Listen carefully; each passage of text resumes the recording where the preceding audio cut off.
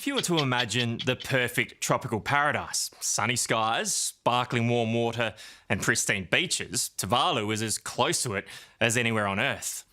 The country is a narrow strip of tiny islands halfway between Australia and Hawaii that's made all the more special by its isolation. Yet for all its wonder, the people of Tuvalu are facing a devastating threat. Rising sea levels mean their home is disappearing. And what's really frightening is how quickly it's happening. But all is not lost yet. A group of ingenious Australians are working to raise the height of the island in an extraordinary engineering feat that's also having significant political implications.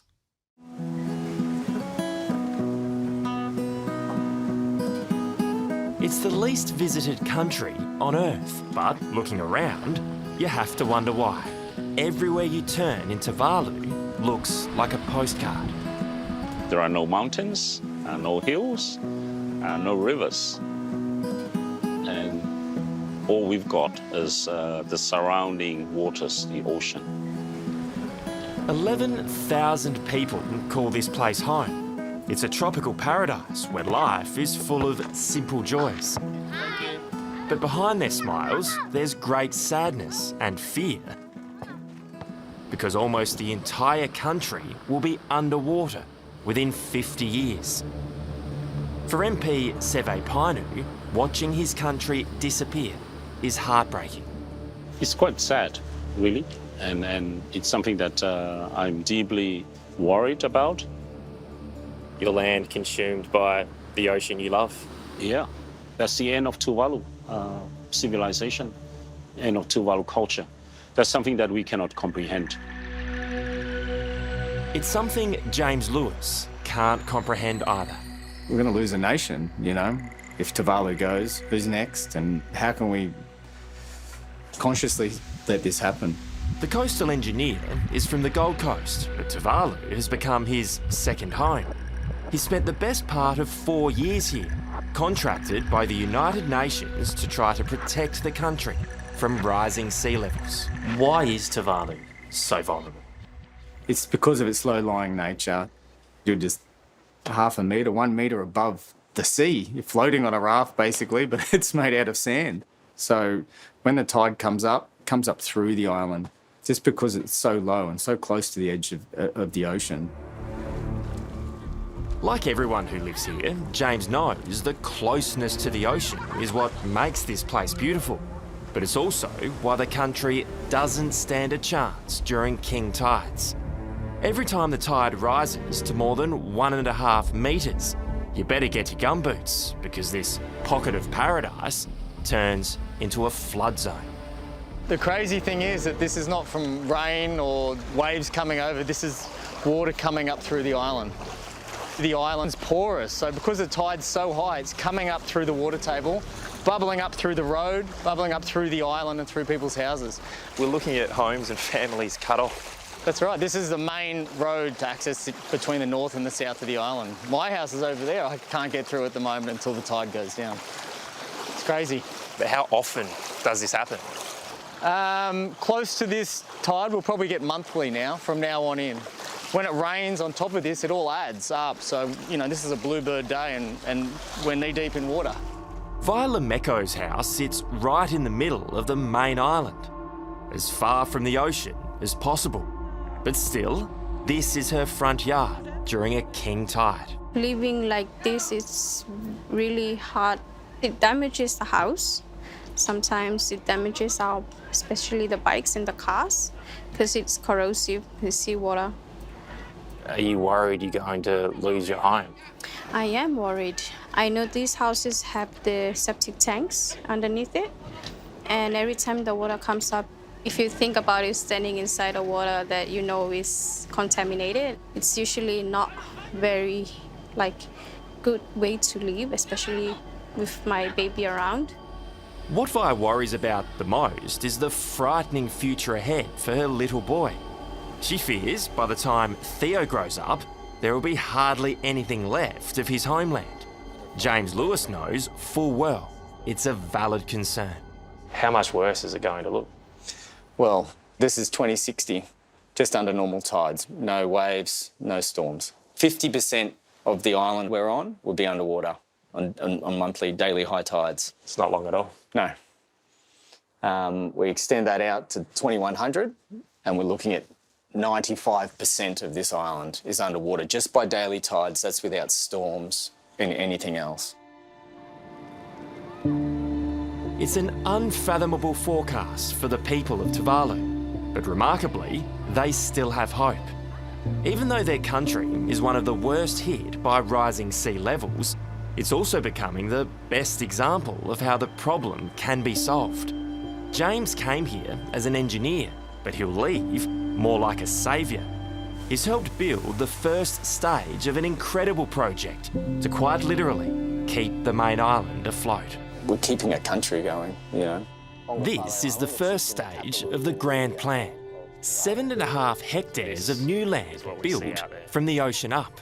Not just as a barrier to stop waves, but also as a platform high enough above the sea to stop water rising up through the ground, causing a flood. Basically raising the shoreline of 800 metres of vulnerable coast 2 metres above the highest tide at the moment, which will keep them flood-free till 2100. So it looks like a white strip of sand here, but what's underneath there? Yeah, so underneath we've got huge mega containers, you know, over 100 tonnes in weight. Looks like big sausages on the reef edge. And then out the front we've got some smaller geotextiles to protect them just in case from nicks or boats or, you know, any flotsam in the area. At first, no one was sure if it would actually work, but so far it has. A remarkable engineering feat that's making another Queenslander, Cameron Hall, and his team very proud. Not the worst place in the world to set up shop and work? Yeah, Adam, it's certainly a bit of paradise out here. It's a little bit different to Port Hedland in West Australia or Darwin. Over 6 months, this dredge sucked up sand from the bottom of the lagoon and pumped it through the ocean in pipes up onto the worksite. We had 40-odd people there, dozers, excavators, people building the seawall, the bags. They feel like they're achieving something. They actually feel like they're leaving behind a real legacy and making a difference to the lives of the people. There's not much work back home where you're saving a country. Well, that's right. It's interesting to build a road in southeast Queensland, but for them it's more interesting to create land for people that otherwise will have no hope. The proof it works is undeniable. While the old land is flooded during high tide, the new land looks like a desert. This is your work, doing this job right now? Yep, at the moment there, this is the highest tide. We've still got, you know, at least 2 metres up until the highest point there. Land here is so valuable, and we've just created another 7 hectares that's dry, flood-free. But this is only the beginning. The long-term plan is to build enough new land for everyone in Tuvalu, so the entire population can move to higher ground. So it looks like you're almost doubling the existing island. Yeah, more than doubling the existing island, but raising it up. It'll incorporate huge new green port facilities, commercial areas, obviously a huge residential area. You know, you're not going to get inundated every day, you know, underneath your floorboards from water. Solving Tuvalu's climate crisis is something the Australian government is just as conscious of. Prime Minister Anthony Albanese has signed a groundbreaking deal offering Tuvaluans a ticket to Australia to escape their sinking country. But coming up, what else did he put in the fine print? Nowhere else in the world can you join a soccer match on an international runway. Oh, they're all on you! But in Tuvalu, this is a daily tradition. One of many the locals are desperate to preserve as they fight to stop their country vanishing into the ocean because of rising sea levels. You know, I've grown very close to this community and I'd hate to see no future for them or having to move away. You've probably already felt the warmness of the people here and the very unique traditions. To see that go would be such a shame. Coastal engineer James Lewis is working hard to save Tuvalu. He's designed new land that sits much higher above the sea so the entire population can eventually move to safer ground. But it's not the only option on the table. Tuvaluans could move to Australia instead, under a landmark treaty our government signed last year. This is a groundbreaking agreement. It's no surprise Australia wanted to be the one to help, given Tuvalu's location in the hotly contested Pacific region, where China is spending billions in other countries to try to gain the upper hand.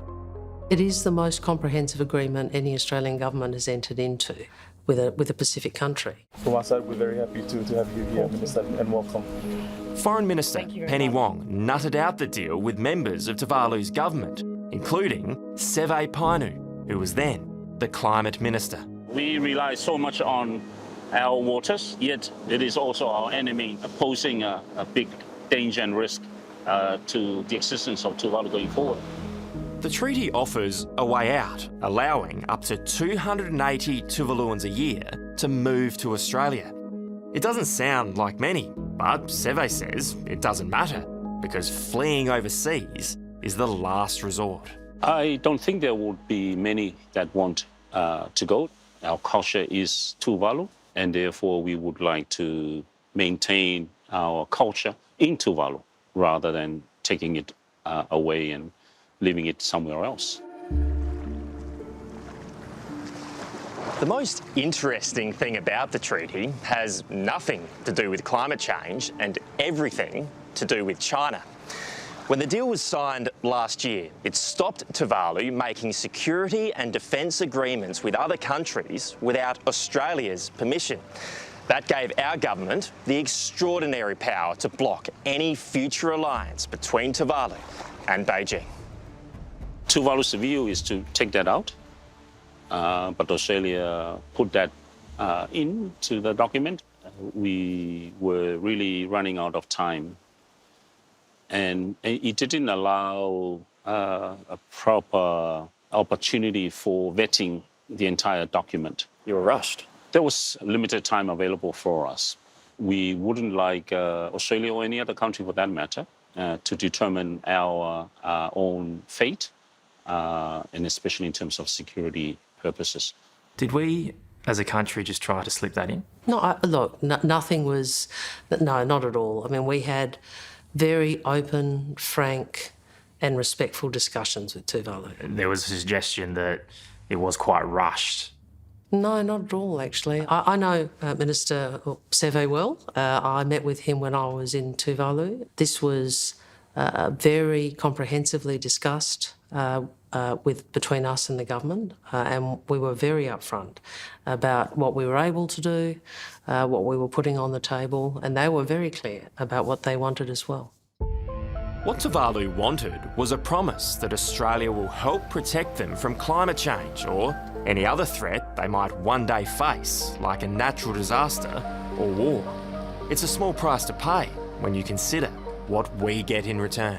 It effectively, though, gives you a veto in the back pocket, right? So if they want to have any sort of arrangement with China, that you can step in, we can step in and just say, not happening. Well, the security guarantee has a mutuality to it, including that we will provide security for them. Do we need to keep China out of Tuvalu at all costs? Look, China's a great power and it's doing what great powers do. You know, they press for their interests. They work hard to increase their influence. We have to work much harder to be a partner of choice. And we have to think about, well, how do we engage in a way that reflects our motivation, which isn't domination, it's partnership, and reflects a respect for the countries of the Pacific. Beijing, they have their agenda, but their agenda always brings some disasters to the area, the way I look at it. Because Australia is not the only country concerned that China has its eyes on Tuvalu. Taiwan is always wanted to be an international player. Taiwan is so worried, their Deputy Foreign Minister, Tien Chung Kwang, has come all the way here to firm up their friendship. I think not only Taiwan should be concerned, I think Australia, the United States, New Zealand in that matter should pay more attention because the equilibrium been changed once China comes in. They come in with warships sometimes and warplanes. How do you combat that potential influence? First of all, we don't compete with China because the democracy never compete with totalitarian regimes, which is not apple to apple, number one. But rest assured, Taiwan will do whatever they need and whatever Taiwan is capable to offer. But that strategy has failed in other Pacific Island nations. Nauru, the Solomon Islands and Kiribati have all switched their ties from Taipei to Beijing in the last 5 years, leaving Tuvalu as one of only 3 allies in the region. Why do you think some Pacific Islands are shifting to Beijing? Well, probably some politicians, they have their personal agenda. I can only say this. They've been wooed. But you're confident Beijing's not going to woo Tuvalu? No, maybe they try. Maybe they try. They always try, but I don't think they're going to succeed in Tuvalu. This is the man Beijing will be trying to impress if it wants to gain a foothold in Tuvalu.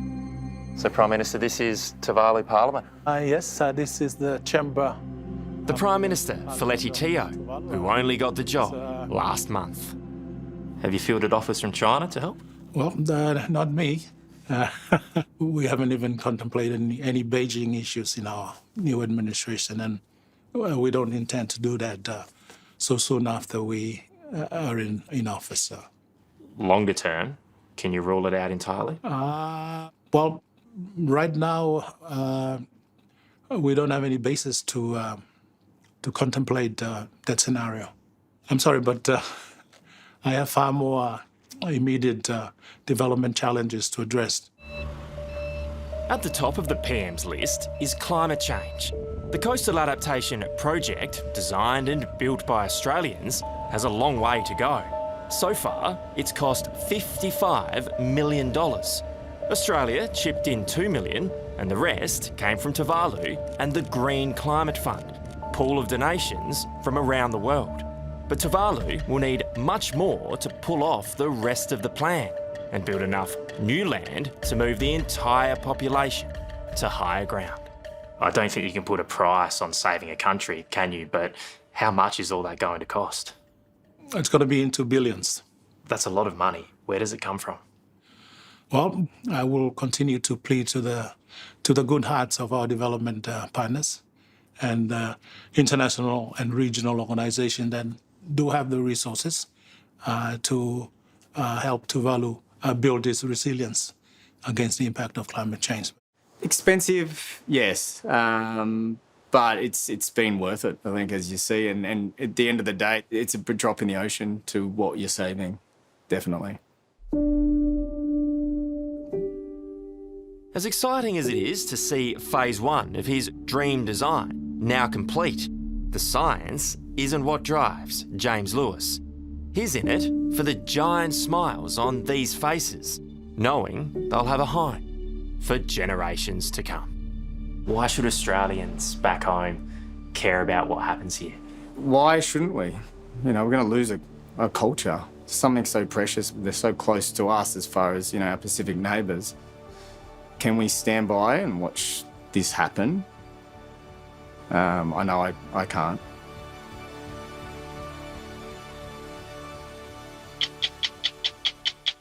Hello, I'm Adam Hegarty. Thanks for watching 60 Minutes Australia. Subscribe to our channel now for brand new stories and exclusive clips every week. And don't miss out on our extra minute segments and full episodes of 60 Minutes on 9now.com.au and the 9Now app.